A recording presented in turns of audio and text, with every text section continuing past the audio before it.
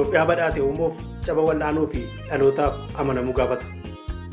Caba keenya wal'aanuuf yaada tarkaanfataa qabaachuu, mandaraa fi yeroodhaan osoo hin daanga'in mul'ata guddaaf hojjechuu gaafata.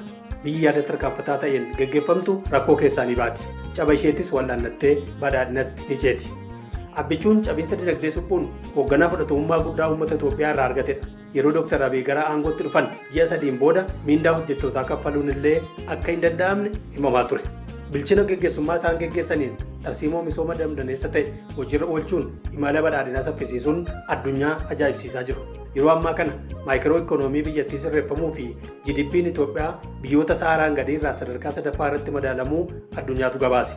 Kun kan ta'uu danda'eef cabiinsi dinagdee biyyattii waan suphameefidha. Dr. Abiy Itoophiyaa badhaate uumuuf kutannoo guddaan ifaajii inni gochaa jiru addunyaa dinqisiisaa jira.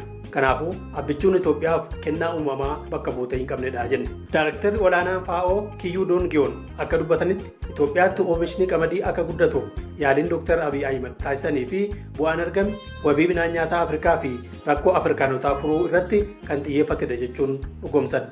Yeroo ammaa kana Itoophiyaaf bilisummaa dinagdee fiduun dhimma filannoo dhiyaatu miti. Bilisummaa dinagdee fiduuf immoo kutannoo abbichuun qabu daran olaanaadha. Itoophiyaan karoora hiixataa waggaa 10 karoorsite keessaa tokko hiyyummaa zeeroo gochuudha. Kana milkeessuu qofaa osoo hin taane biyyi keenya Itoophiyaan birmadummaa nyaataa mirkaneessuudhaan badhaadhina biyyaa ifanii gooti jechuun Dr. Abiy Ahimad badhaasa FAO'n kenneef irratti haasaa ajaa'ibsiisaa taasisan. Kanaafuu tarsiimoo guddina Itoophiyaa dhugoomsuu danda'u hoogganaa kutannoo fi bilchina addaan badhaafame abbichuun ifoomsu uummanni keenya tokkummaan cinaa dhaabbachuun kallattii maraan beekumsa qabuun hojjechuu barbaachisa. Itoophiyaan yeroo ammaa kana guddina hunda galeessa ta'e mirkaneessaa jirti. Abbichuun biyya Itoophiyaa jedhamtu kanaaf qaalii ta'u immoo ejjennoonni dantaa faayidaa biyya abbaa isaa eegsisuuf qabate ilaaluu qofti gahaadha. Yeroo ammaa kana Itoophiyaanonni biyya isaanii jaallatan hundinuu shakkii fi gungummii tokko malee yaada eebbifamaa hiree dhaloota boruu cululuqsuu danda'u karaa guutuu ta'een deeggaruu irratti argamu. Abbichuu deeggaruun Itoophiyaa utubuudha.